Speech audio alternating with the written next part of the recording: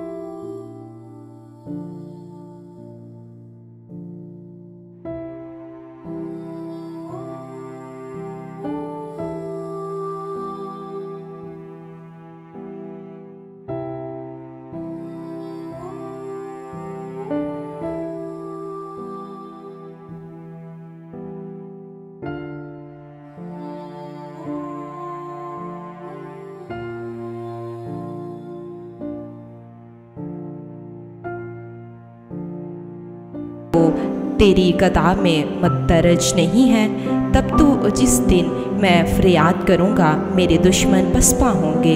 मुझे ये मालूम है कि खुदा मेरी तरफ है। मेरा फ़क्र खुदा पर और उसके कलाम पर है। मेरा फ़क्र खुदावंद पर और उसके कलाम पर है।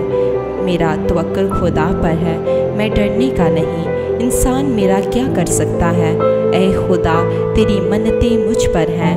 मैं तेरे हसूर शुक्रगुजारी की कुर्बानियाँ गुज़रानूँगा, क्योंकि तूने मेरी जान को मौत से छुड़ाया।